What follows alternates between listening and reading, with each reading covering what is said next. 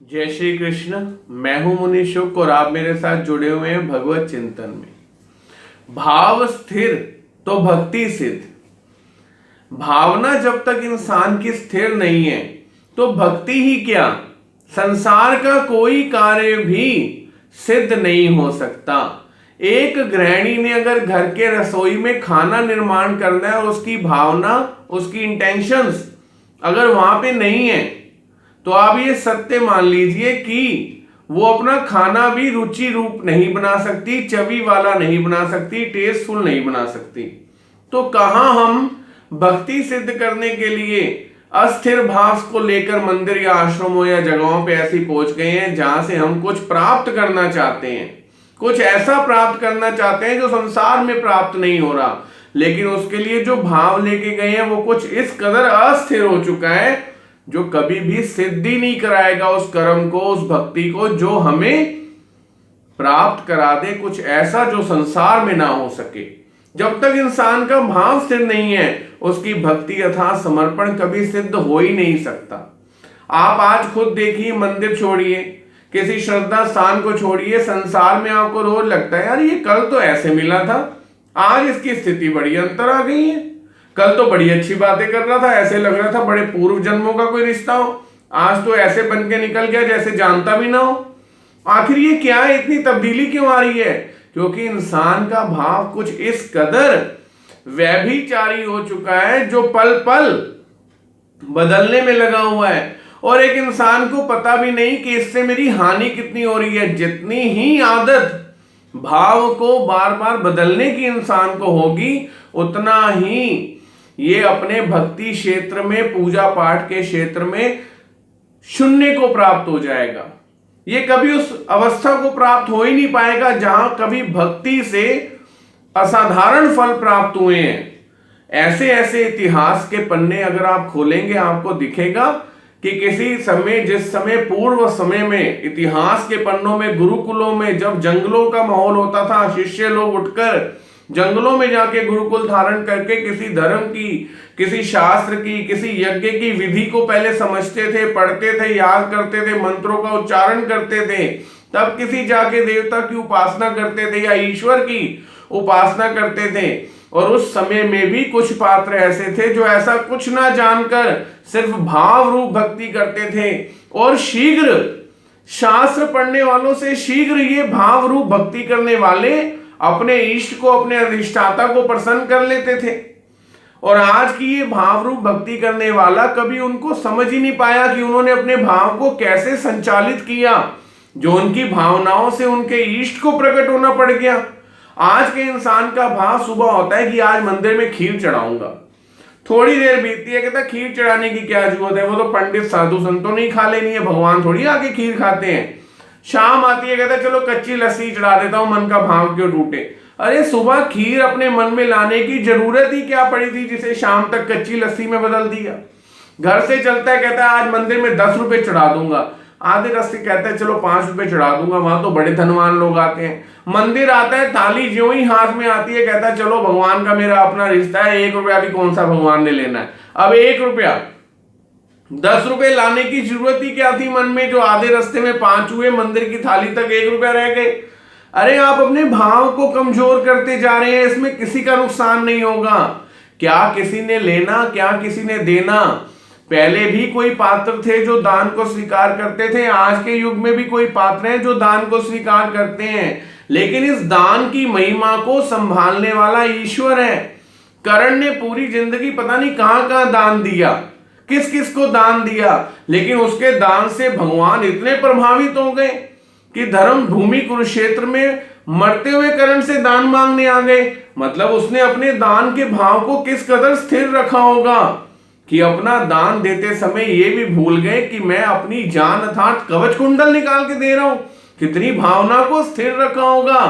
एक बार ये नहीं सोचा मेरा मरण हो जाएगा, ये सोचा नहीं मेरा दान के प्रति जो भाव है वो खंडित नहीं होना चाहिए। उन्होंने अपना नाम अजर अमर कर लिया इतिहास के पन्नों में। और आज का ये मनुष्य भाव को कुछ इस कदर नीचे ले गया है जिस भाव से इसे कुछ ऐसा प्राप्त हो सकता था जो बड़े बड़े शास्त्र ज्ञाताओं को प्राप्त नहीं हो पाता।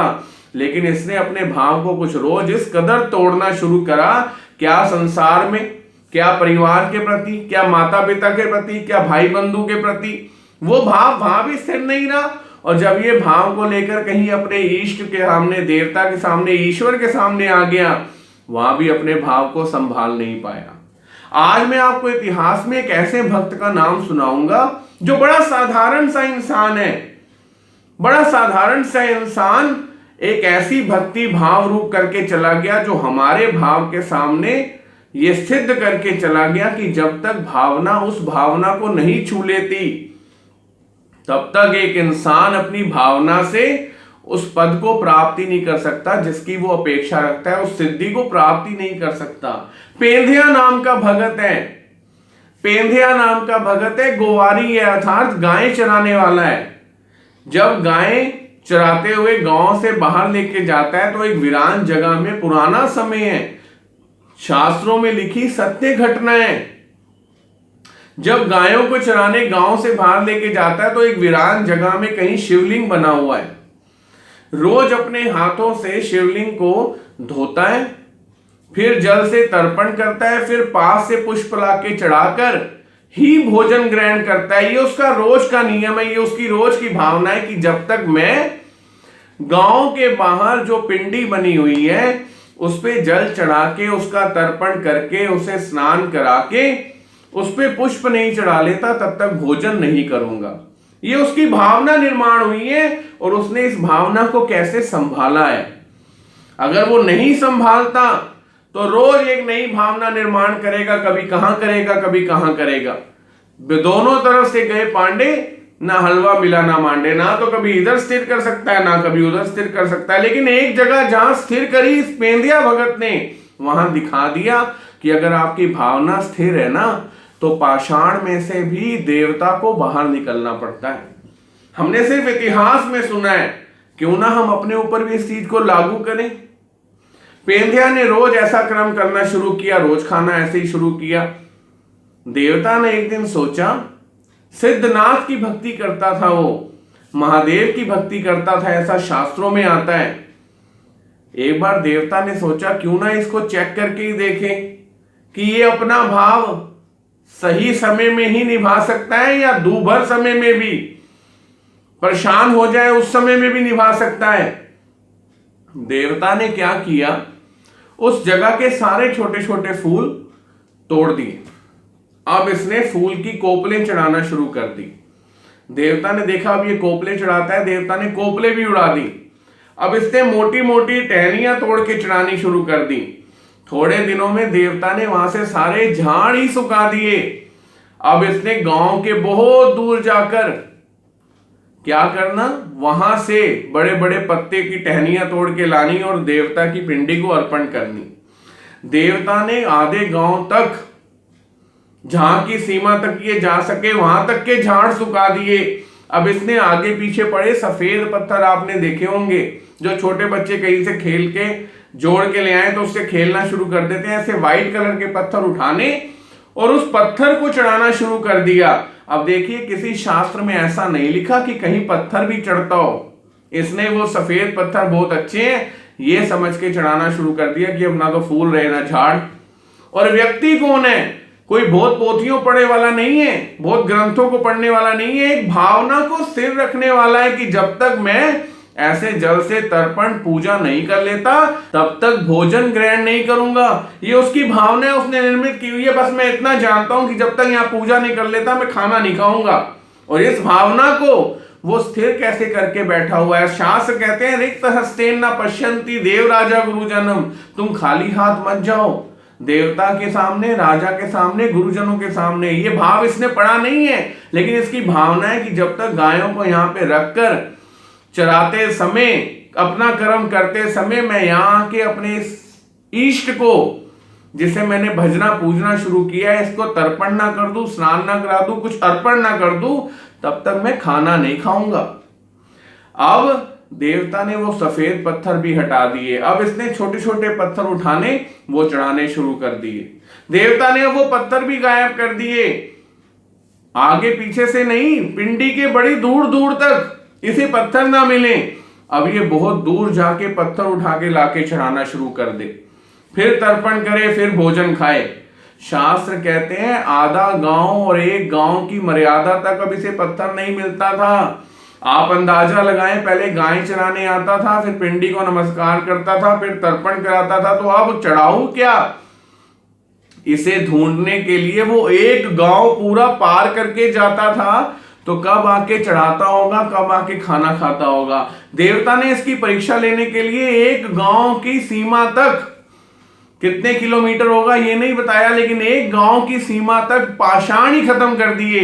अब ये गांव की सीमा के बाहर चला गया, कब पैदल पहुंचा होगा, कोई गाड़ी नहीं थी, मोटर नहीं थी। कहते हैं शास्त्र में व्यथित होकर, आत्मा से थक कर, शरीर से थक कर गिर गया, पूरी रात भी। अगले दिन का जब सूर्य निकला तो सूर्य की किरण के साथ इसे होश आया, इसे दूर दिखा सामने कहीं एक फूल चमक रहे हैं और साथ में पत्थर भी रखा हुआ है। इसने फूल भी समेटे और पत्थर भी उठा लिया, सर पे रख लिया, जाके पिंडी को तर्पण कराया। भूखा है, अब तक पूरा दिन निकल गया है, पूरी रात निकल गई है, अगले दिन की सुबह पो फट चुकी है। उस समय पत्थर सर पे लाके रखकर पिंडी को तर्पण करा के, स्नान करा के, पुष्प भी चढ़ाए और इतने भारी पत्थर को सर से उठाकर एक बड़ा पुष्प समझकर पिंडी को अर्पण कर रहा है। जब उसका ये भाव उसकी देवता को संतुष्ट कर गया कि ये कहां जाकर कितना कष्ट उठाकर रेगुलर, एक दिन नहीं, 2 दिन नहीं, 3 दिन नहीं, 4 दिन नहीं, जितना दूर होता गया ये रोज अपने क्रम को बढ़ाता रहा। कोई बात नहीं, मेरा ये भाव इतना है ना, टूटना नहीं चाहिए। क्या भाव है, कुछ चढ़ा के ही भोजन करूंगा, रोज लाके कुछ अर्पण करके ही भोजन करूंगा। अब ये देवता को कुछ इस कदर प्रसन्न कर गया उसका भाव कि देवता पिंडी से प्रत्यक्ष बाहर आके बोली, मांग मैं प्रसन्न हो गई हूं। कहता है आप कौन? कहता मैं वही देवता हूं जिसे तू पूछता है। कहते कैसे मानूं? देवता चतुर्भुज रूप में प्रकट हो गई, इसने पैर पकड़ लिए, अगर आप मेरी भावना से प्रसन्न हो गए तो बस अपना आशीर्वाद दे दो। आप अंदाजा लगाइए आज के इंसान का भाव किस कदर खोखला हो चुका है।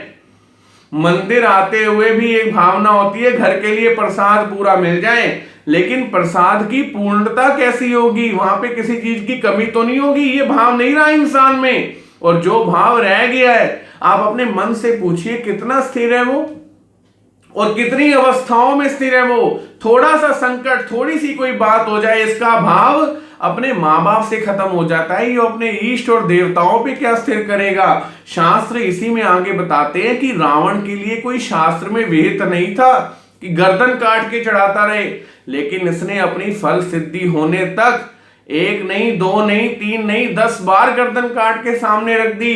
महादेव को प्रसन्न होना पड़ा, ये भाव रूप भक्ति थी। प्रहलाद कोई शास्त्रों का ज्ञाता नहीं था, लेकिन विष्णु का तब तक नाम लेता रहा जब तक खंबे के अंदर से नरसिंह देवता प्रकट नहीं हो गई। मीराबाई जी भगवान श्री कृष्ण जी का इस कदर गुणगान करती गई, इस कदर गुणगान करती गई कि जब राणा उन्हें मारने आया, जान से खत्म करने आया, तो आज भी मीरा जी के जीवन चरित्र में लिखा है कि सामने श्री कृष्ण मूर्ति खुली जिसके अंदर मीराबाई समा गई। कहां हमारा भाव ऐसा है कि हमारे इष्ट की मूर्ति खुलेगी और हम उसके अंदर समा जाएंगे, या हमारा भाव इस कदर हीन है कि सुबह घर से उठते हुए कुछ और होता है, दोपहर को सोचते समय कुछ और होता है, और रात को मंदिर तक आने तक वो कच्ची लस्सी जैसा रह जाता है। और याद रखिएगा, जब तक भाव की स्थिरता नहीं तब तक भक्ति की सिद्धि नहीं। जय श्री कृष्ण।